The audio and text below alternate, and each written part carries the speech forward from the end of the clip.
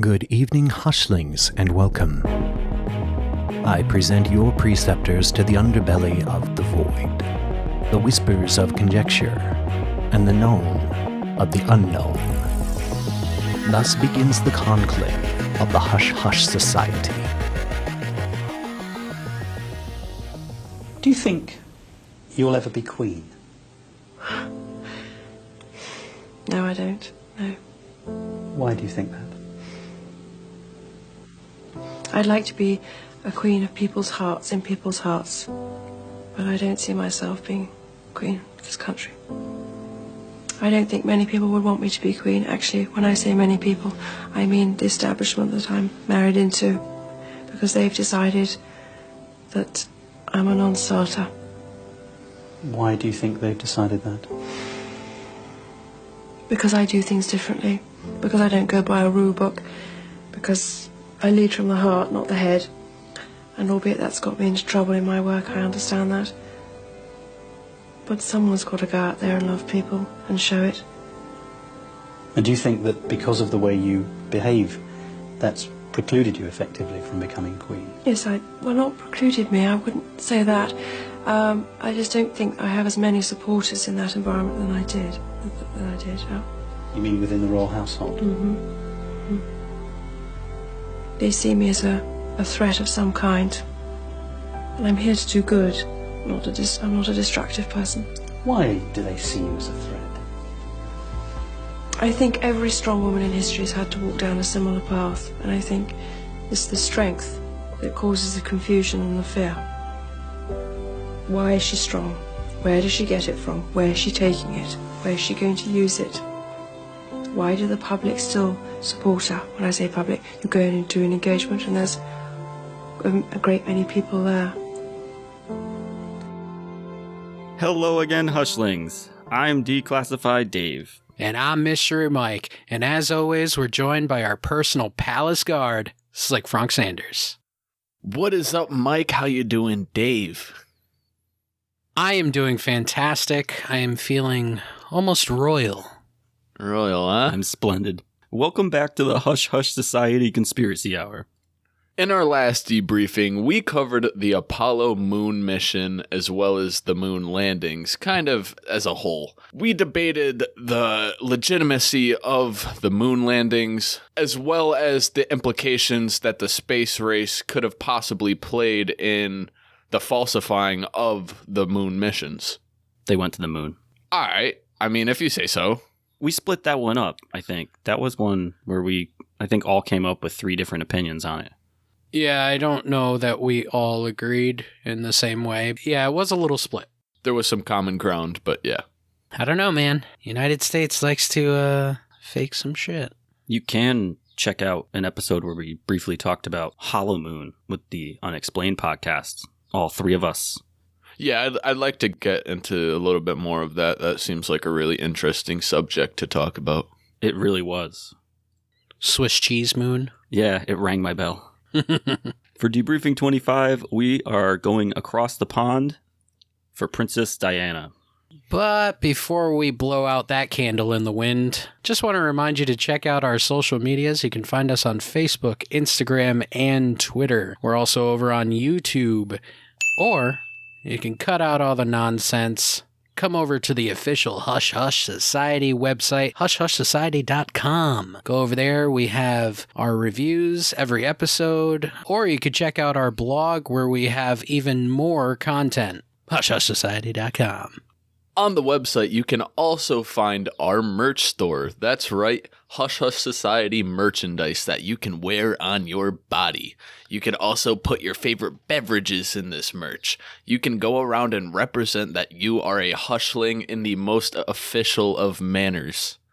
Go ahead and check it out at hushhushsociety.com. Tune in to our Cryptid Chronicles episodes as well as our brand new Declassified discussions. If you didn't tune in to our previous episode, we had Mark O'Connell, which was an amazing experience for us. So I hope you guys got to check that episode out. That was our second time recording with Mark due to some audio issues, but just as good. Mark is a great guy, great conversationalist, great storyteller, and it was just a great time having him on again, and hopefully we'll have him on again in the future. All right, let's dive down this tunnel. Yes. Jesus.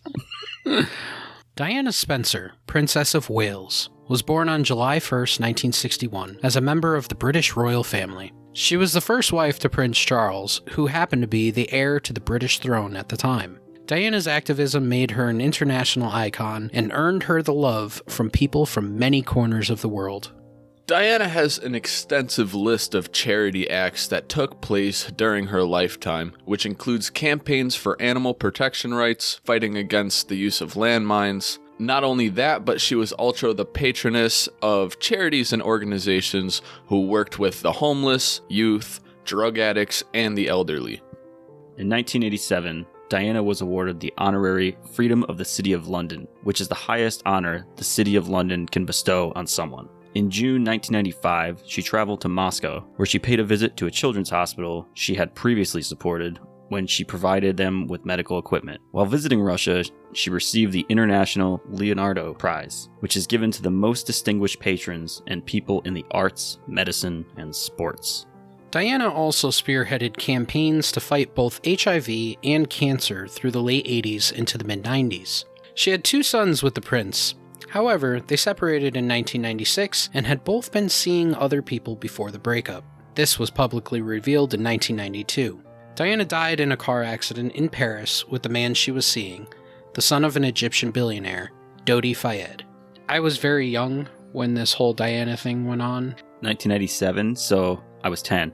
Being young, I remember that a lot of people were very much enthralled by Diana and that she had this aura about her and she was a great person, and I remember that much about her from childhood. But you start to look at like maybe the interviews that she did and the legacy that she left behind. She was a humanitarian. Mm-hmm. As we said, she did so many different things. She really kind of took the spotlight in the UK. I think she was almost at the height of her life and at the height of her being married to Prince Charles. I think that she had almost stolen the spotlight from everybody else in the royal family, including the Queen. Yeah. Not vividly, but I remember my parents watching it on TV and being really upset watching the news. So, and I probably didn't really understand what was going on too much. But yeah, I didn't really know about all the things. I mean, we were too young to know about all the stuff that she did. You know, you just knew that she was someone of high importance. Yeah, I wasn't even a thought at the time of her death. But I can say that what we mentioned, it's definitely just like a drop in the bucket as to what she had done for the people. Just from that little bit that we mentioned, you can really see how much of a positive impact that she was having on the world at the time.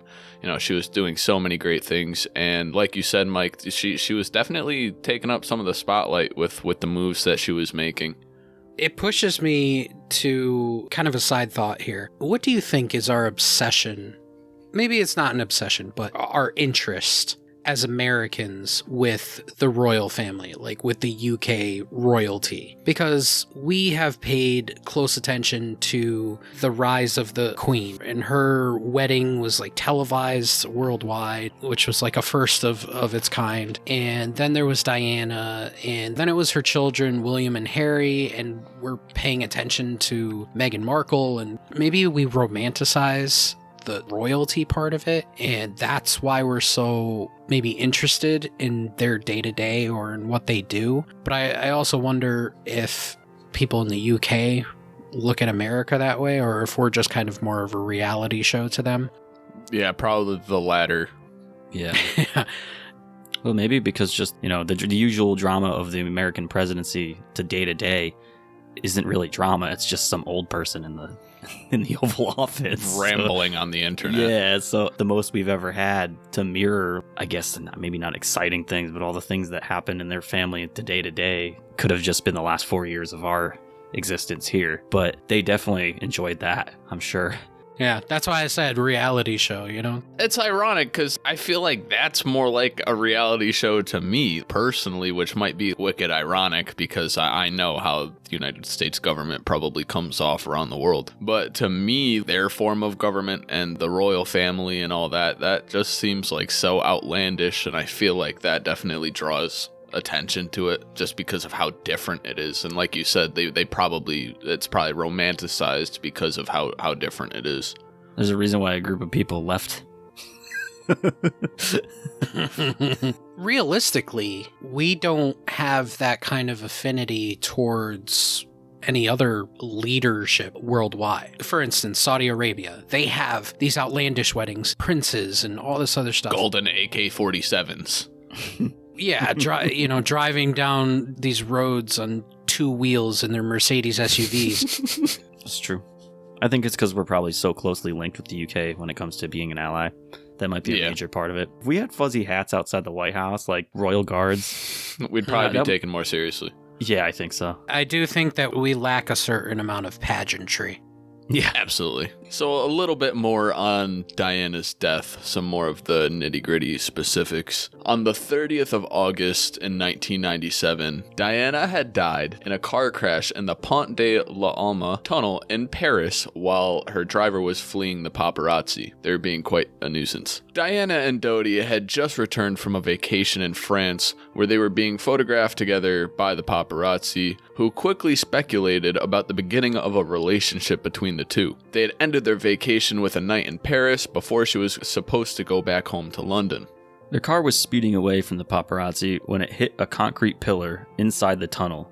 It was 12:25 a.m. Henry, the driver, was often credited as the cause of the crash. Witnesses say they saw him drinking at the hotel bar earlier that evening, and his blood alcohol level reported that he was, drunk. Henry. Tisk tisk. The crash also resulted in the deaths in her companion Dodi Fayed, as well as the driver, Henry Paul. Diana's bodyguard, Trevor Rees-Jones, survived the crash. Diana's funeral was televised live on September 6th and was watched by a British audience that peaked at 32.1 million people watching. Millions outside of Britain tuned in from around the world as she was a beloved icon of the people. The initial French judicial investigation came to the conclusion that the crash was caused by Henry Paul's intoxication, reckless driving, speeding, and all of that mixed with the effects of prescription drugs. God damn, Henry. No, Henry was popping perkies. Henry was making cocktails like Supreme. Fuck. The Hush Hush Society does not condone drinking and driving. Click it or ticket, folks. In February 1998, Mohammed Al-Fayed, the father of Dodi Fayed, publicly stated that the crash that had killed his son, as well as the Princess of Wales, had been meticulously planned. He accused the British MI6 and the Duke of Edinburgh, aka Prince Philip, directly for the act that had taken place. So this man was just out here making very, very bold accusations, very publicly, mind you. It was this public statement that had sparked a conspiracy that holds to be as interesting and seemingly true as it did decades ago. It makes sense because let's say that, as we all know, the royal family is all about image. And if you pay attention to current events with Meghan Markle and Harry and him renouncing like all his titles and all that other stuff just to go live in America so that Meghan isn't endlessly barraged with bullshit. The history of the royals is kind of that. They're all about face value and what things look like. Looking at the overall, Diana goes and splits from her husband, and then she starts seeing another man, and to the royal family, that's kind of like, we can't have any of this. The conspiracy part of it, where it was kind of a planned thing, or maybe there was some sort of outside force that contributed to the crash, is very intriguing, and I think it has a certain amount of merit to it. I don't want to say that the royal family is capable of planning the murder of someone that's quote-unquote part of their family, but they've done it in history. They have done it in history, and they've cast people out, and I wouldn't be surprised if Prince Andrew one day maybe commits suicide or something, quote-unquote, but I think it's all about looks, and I think it's about what the perception of royalty is. And Diana, after splitting with her husband, maybe they wanted to distance themselves from her image. Well, I guess has the image of royalty changed since 1,000 years ago? Maybe that's our allure to the royal family, because it's royal blood. There's nothing about the presidency that's royal blood. I can't really wrap my head around it necessarily, though, that idea. I mean, I see where you're coming from, that they would obviously want to protect how they're depicted, but she was just such an amazing person doing so many great things for the country. I feel like people would be understanding, even not care if she was seeing somebody else, especially because the prince was also seeing somebody else right before they had split up. It was kind of a mutual thing. I don't think it's so much that she was seeing somebody else as much as it is this man was Egyptian. He wasn't of royal blood. I can't say that the prince was seeing somebody of royal blood. Well, it was speculation that she was seeing him, right? Was she seeing him? That's another thing, is it was speculation, but I think it was pretty well understood that they were together. That's what it seemed like. Yeah. Here's the thing, though. Yes, she was a humanitarian. She did do all these great things, and she was kind of a positive image for the royal family. But at the point that she goes and separates from the prince, and she starts seeing somebody from outside the royal family or outside of English royalty, then that image is kind of marred in the eyes of royalty, not necessarily in the eyes of the people. I think that's the delineation here, is that Yeah, I know what you mean. it's not the perception of the people. The people loved her no matter what. Her accolades followed her, whether she was with the royal family or not. But I think it's more the queen and the actual royal family that looked at it as a slight. As we said before, she held that spotlight, and she took away kind of the allure of the royal family. An 18-month investigation by French authorities, which ended in 1999 after interviewing 200 witnesses, officially concluded the death of Diana was exactly what it seemed to be: an accident. Bullshit. Former Met Police Commissioner Lord Stevens launched a criminal investigation called Operation Paget in 2004 at the request of the royal coroner. The 832-page Paget report, which included 1,500 witness statements, was published on December 14th, 2006. So it went from 200 witnesses to 1,500 witness statements in 5 years. If she was indeed in an accident, why would you need 800 pages? Unless the 800 pages are including the 1,500 witness accounts. I think that's probably most of it. Why do you need 1,500 witnesses to say that this dude was drunk and he was obviously the reason for the crash? And how did 1,500 people see this guy drunk? That's another thing. Even 200 people in one night. Come on, man. Oh yeah, I remember Henry. There was 1,500 people in the bar of the hotel watching him drink. So how do you even know, first of all, that this man was the driver for Diana? So if you're the average person sitting inside of a pub, or you're at the hotel or whatever, and you see this guy sitting at the bar and he's slinging back drinks and he's popping pills and whatever else, how do you know that that guy is the driver for Princess Diana? It's probably a really nice hotel too, so he's probably wearing something nice. Probably blends in. And that also brings up, like you said, the number thing. How do you have 200 witnesses knowing that this man was drinking? Well, how big is that bar? How big is that hotel? How many people can with certainty turn around, ID him as the driver and as the guy that they saw in the bar and say, yeah, we saw him drinking? The way I see it, there's also the fact that all of these 1,500 witness statements might not absolutely define the fact that the driver was drunk or whatever. They saw him taking pills or even seeing him drinking. Well, it could be somebody watching the car go into the tunnel. Exactly. These were just witness statements in general. So it could be people anywhere from when they left the hotel all the way to the tunnel, anywhere in between that point. And I could definitely see a lot of people maybe on the sidewalks, whatever. There was all the paparazzi. So they had a fair amount of time in between leaving the hotel and getting to the tunnel where a lot of people could have seen this car traveling. It could have been 1,200 people that just said, oh yeah, I saw the car going down the road. This person was driving, there was this many people in the car. Yeah. You know, that they're not all definitely saying Henry was loaded, Henry was taking perk 30s. Like, I mean, I'm sure there's a couple of them. Probably. But yeah. Poor Henry. It just seems kind of like overkill. A little bit. As far as reports go. Yeah, like even if that was the case, even if it was 1,200 people saying that they saw the car going in this direction into this tunnel, why would they need 1,200 people to prove that point? Even just to prove the point of where the car was going. It is the Princess of Wales. It's a big fucking deal. Look at it from this point of view. If you were trying to cover something up, would you have 50 witnesses, or would it look better if you had 1,200 witnesses? 1,200 solid. Yeah. Little sus. Little sus.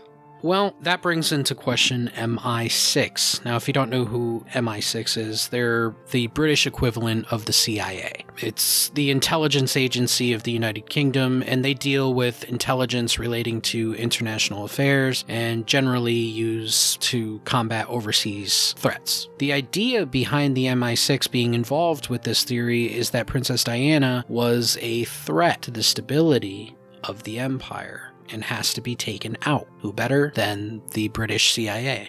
Definitely some heavy parallels here with other subjects we've touched on. The MI6 were accused of bugging Princess Diana on numerous occasions, and were also claimed to have been behind the revelation of the tapes which led to her breakup with Prince Charles. So invasive. Well, I mean, CIA. Yeah.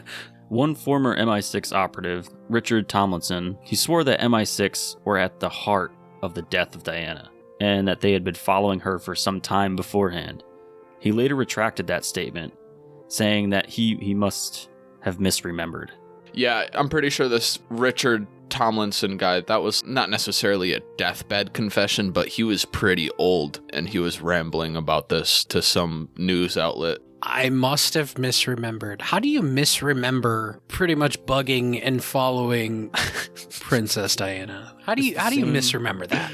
It was a dementia dream. I don't know. Looking at it as a whole, with MI6 being involved and even the suspicion of MI6 being involved and everything surrounding this so far, it doesn't read as very straightforward. It doesn't read to me as just an everyday car accident. Exactly, and the more you get into it, the more the cards start to stack up in the favor that it's absolutely more than just something as simple as a car accident in a tunnel. I think the fact that it happened in a tunnel, too, is sus as well. Could that have been like a major strategic point in planning it because there's no surveillance, or you wouldn't hear it necessarily? If you wouldn't know about it, it'd be hard to get to. None of the fans on the sidewalks watching them drive away. Yeah, there's no real pedestrian eyewitnesses. It's just whoever's in the tunnel, and then it did happen in the middle of the night. It's a perfect spot for it. Yeah, just after midnight. Yeah, so I think the location of the accident itself is suspect. But then again, it's probably pretty easy to crash when you're trying to avoid somebody in a tunnel as well. When you're high on Perk 30s and alcohol. Perk 30s and fucking Bud Lights.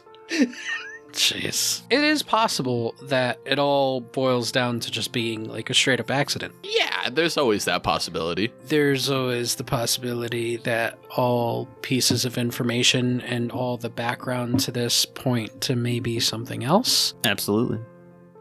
And as we are a conspiracy podcast, we'll look at the conspiracy. Dave makes a great point with the strategic location of the crash, because there was no video, no photographs, no nothing of the crash, which is a little bit bizarre because the story is that Henry the driver was fleeing the paparazzi, which in that case you would think that somebody would have had some sort of video, some sort of image, but there isn't because of them being in the tunnel. I hate to compare it to the Kennedy assassination, but maybe if they had taken out Kennedy in a tunnel, there wouldn't be such a strong case against the CIA and whatnot for the assassination. That's what makes this case a little bit harder to prove, and there's not as much solid evidence in the favor that it was of conspiratorial intent and that it absolutely could have just been an accident. Let's shed some light on some things. As we talked about before, Richard Tomlinson, the former MI6 agent, he suggested that Diana's death resembled plans he saw in 1992 for the assassination of Yugoslav president Slobodan Milosevic,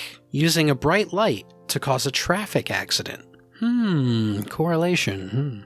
Uncanny parallels. The news outlet The Telegraph reported one witness, Brian Anderson, who was a passenger in a taxi at the time. He claimed that at the scene he saw a very significant flash of light followed by a very loud bang just moments before the crash. He told the news outlet how 4 motorbikes were like a cluster and a swarm around the Mercedes. Before we continue, that's kind of a fragmented witness statement saying he saw a bright light and a very loud bang, moments before the crash. You would think if you saw a bright light, you got blinded, you crashed your car. That's true. So seconds, maybe? Maybe his taxi driver was wearing sunglasses at night. in a tunnel. Yeah. I'd be interested in what the taxi driver saw, not necessarily the passenger. Mm-hmm. He was in the front seat. Did the taxi driver see this bright light? And if so, if he saw the bright light, did it make him swerve or did it make it, Well, clearly it didn't. He was wearing sunglasses, so. Witness Francois Levasseur told the investigators of Diana's death that he was driving in front of the Mercedes when the flash of light lit up the underpass. He said it was like the light from a police speed camera. He claimed that the flash came from a motorbike, which overtook the princess's car seconds before the impact. Francois even claimed that one of the 2 bikers on the motorcycle walked over to the wreckage and gave a mission accomplished hand gesture. What is a mission accomplished? Like a salute? It's like an okay. Like a thumbs up? Yeah. He gave the other drivers the finger guns, like, got him. Got him. You did like the thumb across the throat. It's like Vault Boy. Again, this is kind of like you said with the previous witness statement. This doesn't really line up for me necessarily because Francois claims that he was driving in front of the Mercedes that had crashed. Yeah. And he's saying that he saw one of the bikers walk up to the wreckage and, kind of give a, Well, he must have stopped.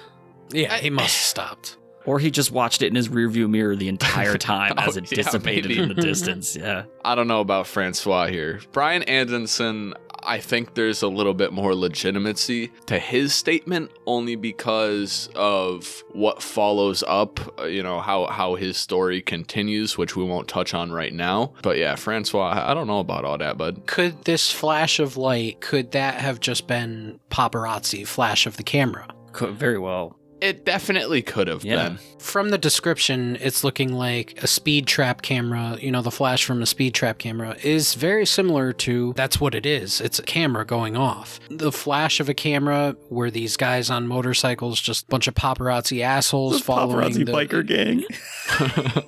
Paparazzi Hell's Angels, and they're following the princess, hoping to get some sort of picture of them canoodling in the back of the car there or something. Canoodling?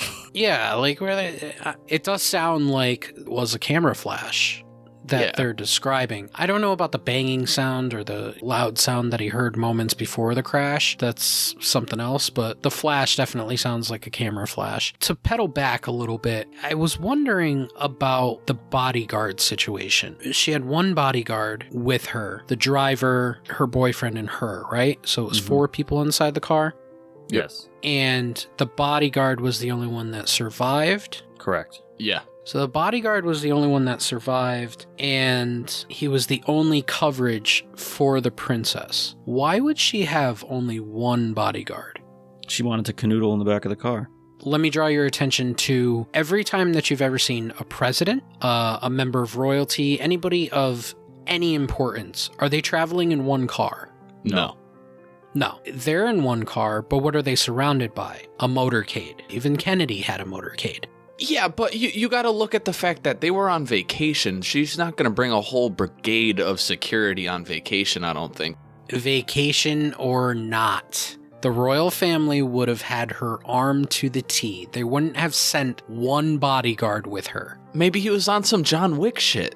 You don't know. You don't know. But even so, even if they only sent one bodyguard to follow her or one bodyguard that was within 6 feet of her, they're still going to send that follow-up car or the lead car or something of the sort. Just because she went and got a divorce from the prince, it doesn't mean that she is now just a regular ass person who only deserves one bodyguard to serve her. Yeah, no, you're right. Anybody in the royal family would have had multiple guards. That in itself is very suspect that she only had one bodyguard. But then the bodyguard is the only one that survived the crash. Here's another take on it. Could it possibly have been that the bodyguard was sitting in the passenger seat, driver's driving, they go into the tunnel, the bodyguard puts his seatbelt on and he says, "Hey, Henry, saw you had a couple drinks back there," pulls out his gun and shoots Henry in the back of the head.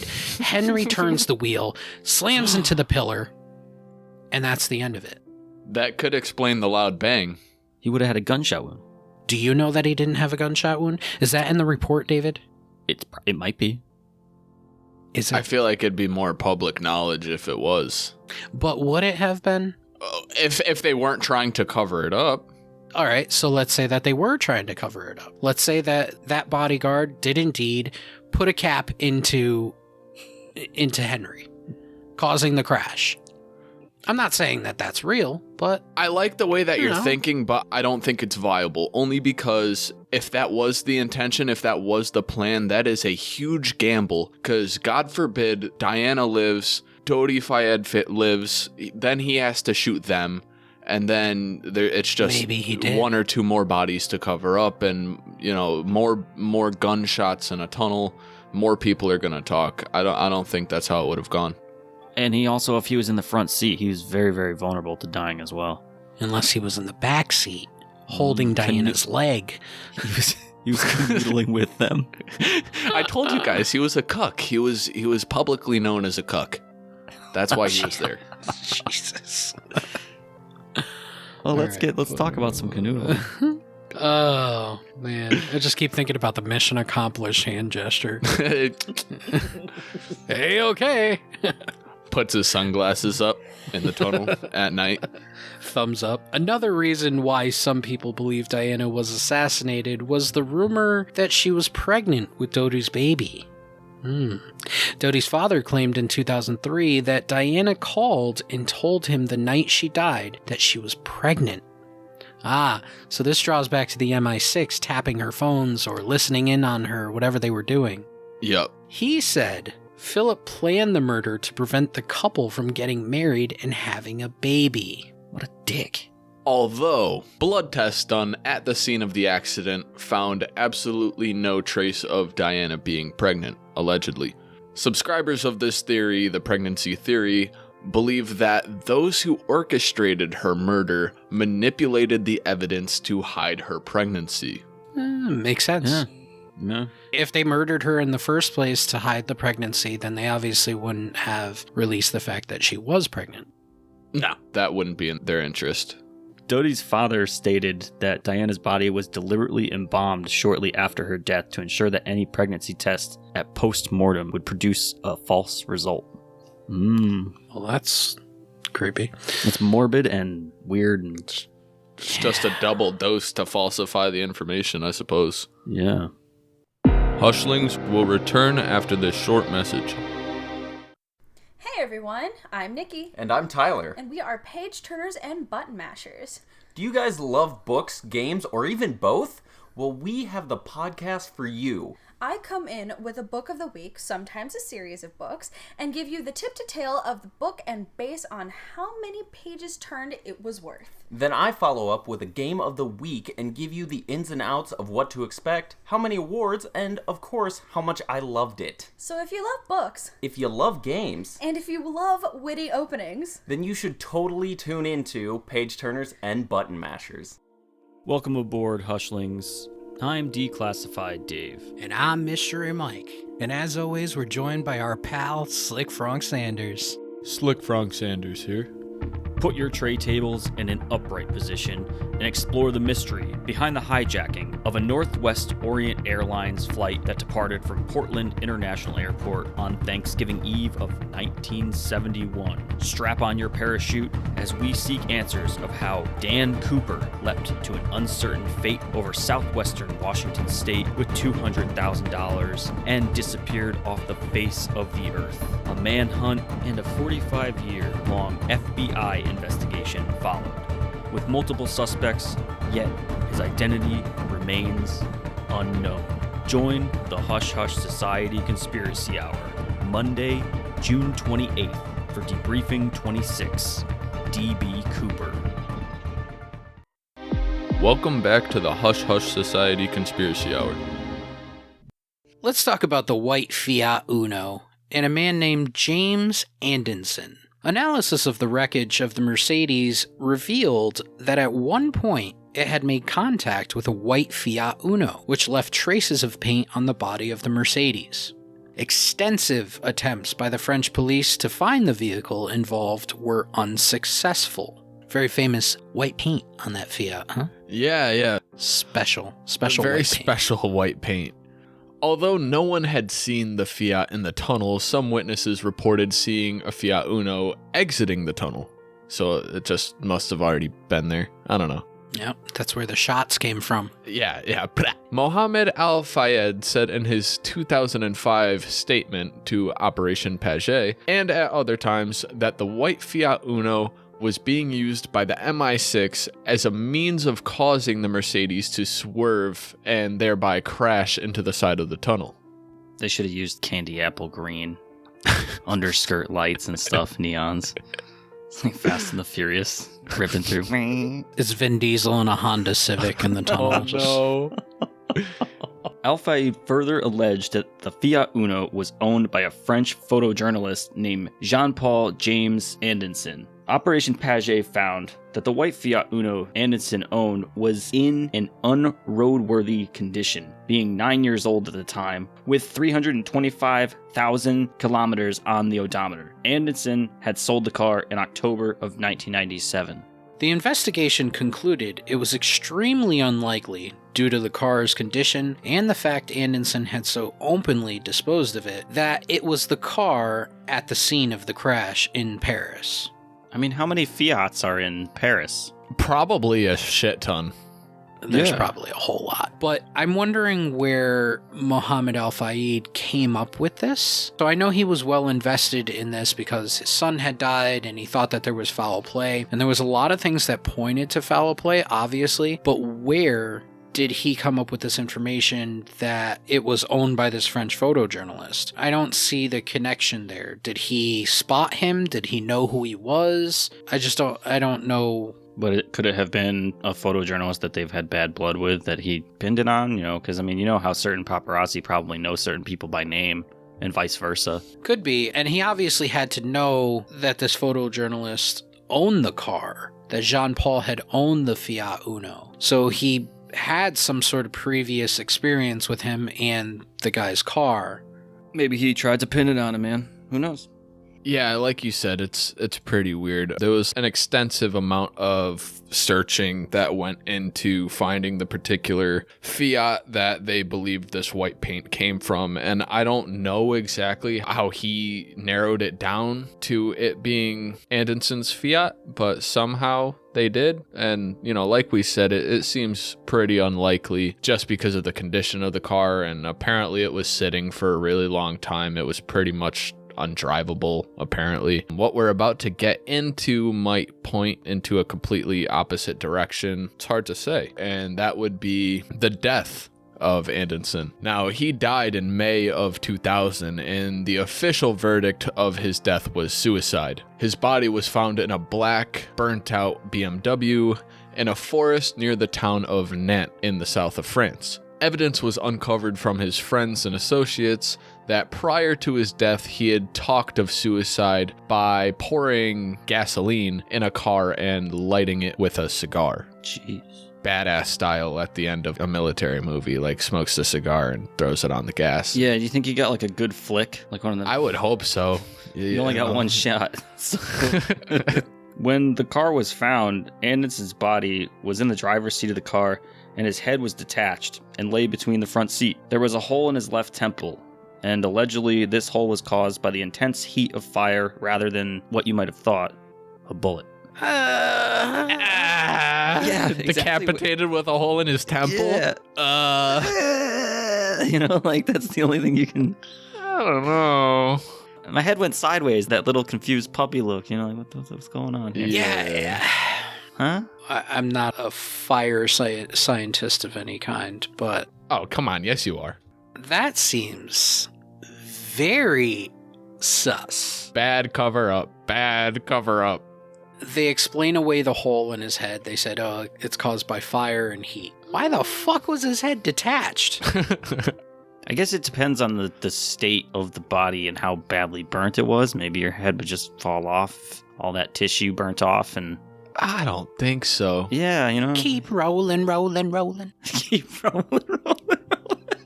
That sand person village in Star Wars when they're all like burnt up and crumpled like Luke's parents or something. Like their bodies aren't detached. His aunt and uncle. Yeah. Those heads aren't detached. No, those heads weren't attached. That's the only point of reference that I have for this. Listen, if you are a firefighter or some sort of fire investigator, please reach out to us. You know, someone. A mortician. Yeah, anybody. Anybody that has to deal with any super burnt bodies, please let me know if this is a valid thing. A hole in a skull due to heat. And maybe that heat was so intense that the head detached itself and blew it between the seats. I can't explain away the detached head, but the hole in the skull, the hole in the temple. I have heard that when cremating a body, if the teeth are left in, they pop like popcorn. So now I don't know if that happens at a velocity high enough to shoot through somebody's skull and leave a hole. But maybe that was it. But that still doesn't explain away the detached head. Yeah. So you're saying that he overcooked his Jiffy? Yeah. And he forgot the tinfoil. Jiffy pop. Well, getting back to Diana in that tunnel, let's talk about the seatbelts. It's said that Diana was a habitual seatbelt user, and this implies that both her and Dodie's seatbelts either failed or were not used and might suggest sabotage. Well, if you're canoodling in the back seat, there's no seatbelt. Nope.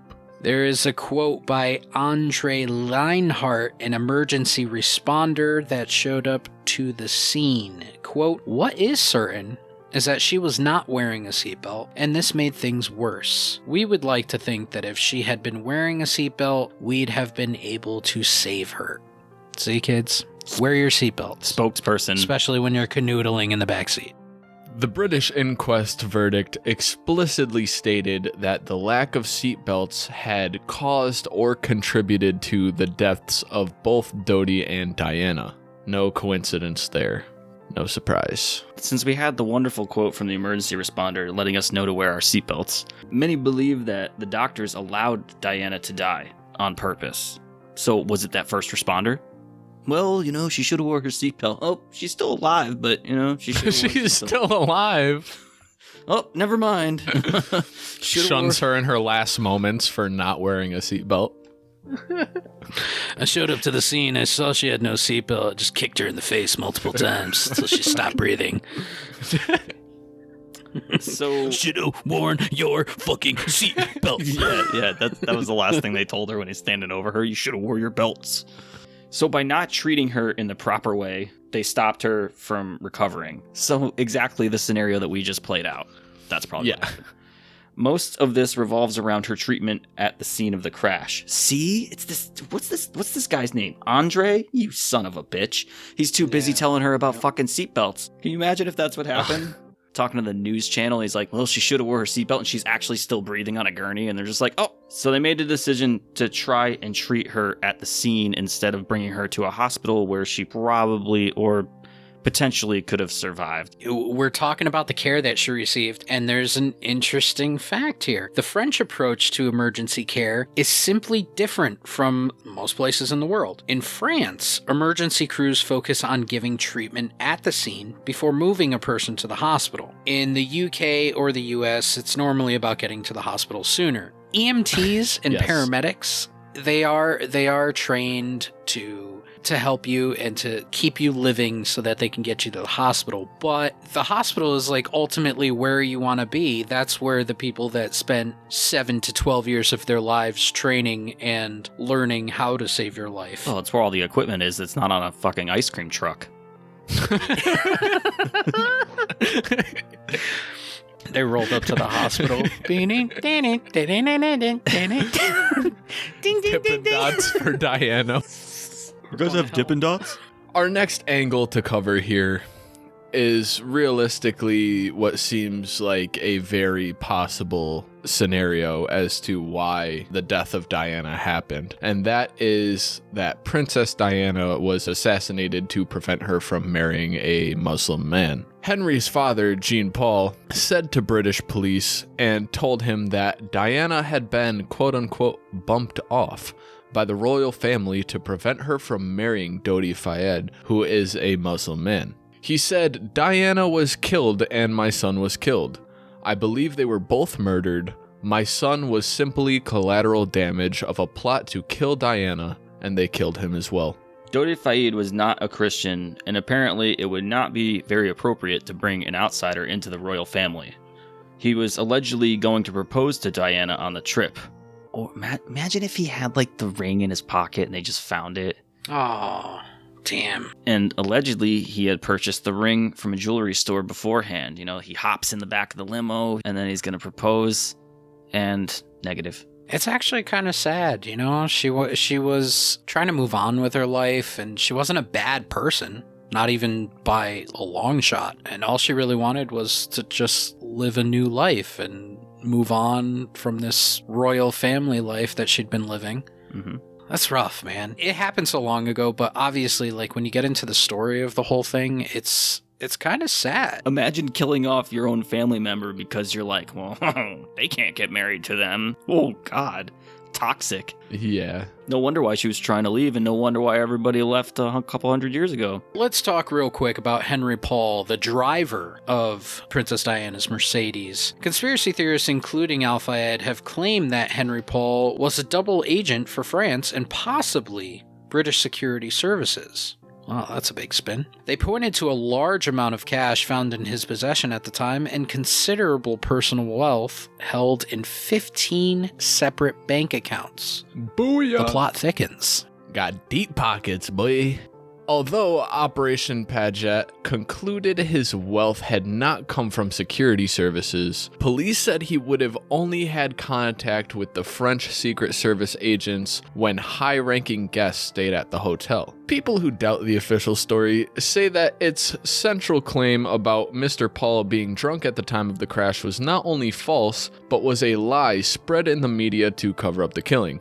That was allegedly done by swapping his body with another person, so that the toxicology results would appear correct. Now, who else did they do that with? Jeffrey Epstein. There are a number of reasons people believe this. Henry Paul did not seem to behave like he was drunk earlier on in the night, and let us not forget about the beliefs point him being in the pockets of MI6. He's the only one that surved, right, too? No, the bodyguard survived. Oh, this dude died? Oh yeah, they swapped his body. Because he was fucking probably from an overdose. He ate like 45 Perk 5000s. Everybody's seen him blowing perks in the bar before he was downing Glenlivets. Let's look at the final conspiracy to this entire tragedy. Is it possible that Diana just faked her death? Maybe she didn't want to be in the spotlight anymore. She didn't want to have the royal family breathing down her neck when she was just trying to live a new life. There are some people that believe that Diana faked her own death so she could slip away.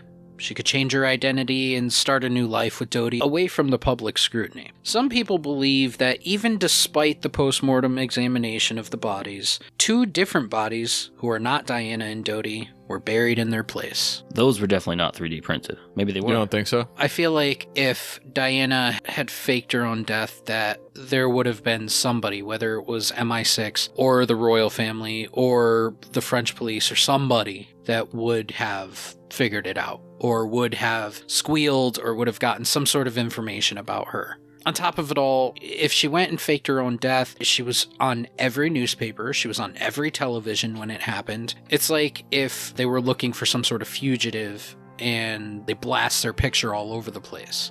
I kind of feel like if she had even ended up within a mile of that tunnel, popping out from some underground hatchway or something, that somebody would have seen her and said, hey, it's Diana. Hey, you got out of the wreck. Something along those lines. But Who knows? It's possible. She had the resources. She definitely had the resources.